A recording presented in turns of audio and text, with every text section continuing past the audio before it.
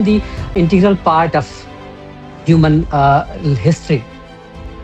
A quotation by Karl, uh, war is merely a continuation of politics by other means.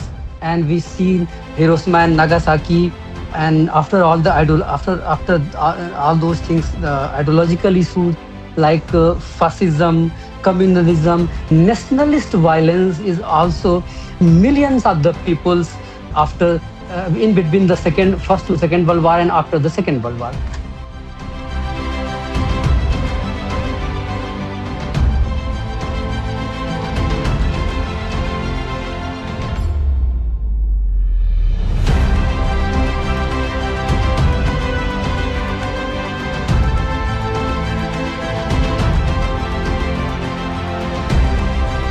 Conflict has been the integral part of human history. But as our professor, learned Professor Priyanka always said, the conflict is not the bad thing. It but it becomes bad when it comes with the violence. When the violence include in the conflict. So the conflict has some kind of the positive connotations. Also, it can play a crucial role and a pivotal role in transforming the society in the positive manner. But when it comes with the violence, it creates many problems, and it has created from time immemorial.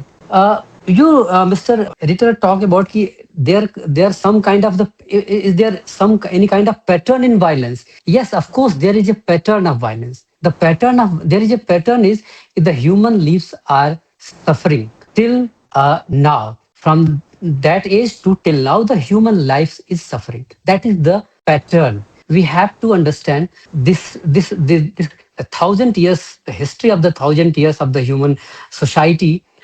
The people are not ready to understand this pattern. Ki the human life, the what the cost of the human lives. The people of Ukraine, the people of Gaza, and the is have the same kind of feeling. May the feeling people of the primitive age might have. So there is a the violence has similar pattern. The main pattern, that is the main test of the violence is the human life is always under threat. So the conflict has different history. Conflict may have different history. It can be good, it can be bad, but the violence has same kind of history.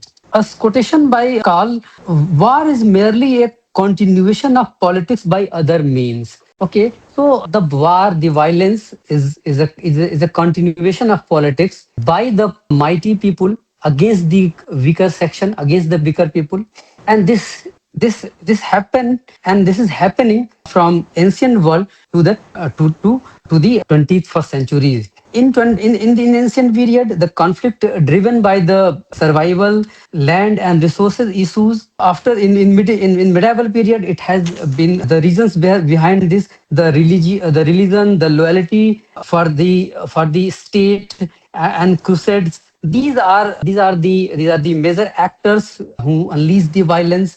And after this medieval period, the colonial period, it was the violence scales to an industrial level. The entire continents were subjugated with race, and the civilization used to justify it. The same time, in this time, the same thing we often listen by President Trump, who said the one civilization, the civilizational a civilization can be go to its end. Mean that he want to say that see, I'm against to a civilization. I'm against to a civilization. He never think about the people of the Iranian people. Younger girl childs were killed in that war, and this is again a civilizational threat. In 21st century, the two world wars, Holocaust, and we see Hiroshima and Nagasaki, and after all the after all those things, ideological issues like fascism, communalism, nationalist violence is also kills millions of the peoples after in between the first to second World War and after the Second World War. there was a period of, people called it the peace, but I call it the period, the time of deterrence. Peace cannot be, deterrence cannot be treated as peace. So after Second World War, there were a short span of time when the deterrence take place, and the height of violence was under control. But after this, the terrorism and the war, and in the name of the war against the terrorism, and the name of democracy, in the name of the liberal peace, and so many things, the violence is going on and going on. We know that the violence, the active, more than 55 active armed conflict are active in global level. More than 120 million people forcibly displaced from their place. In our country, India, we have seen, thousands of the people have been displaced in central India, from the Bastar zone, in the name of so-called development. There are so many intra-state conflicts are also going on: Sudan, Syria, in Myanmar and Ethiopia, and so on. So, and there are few new domains are also open, that cyber attacks, disinformation, economic coercion, and new, as your title is focused on AI. The AI is again a new domain that opening the face of the violence. When it has been accused to the US for the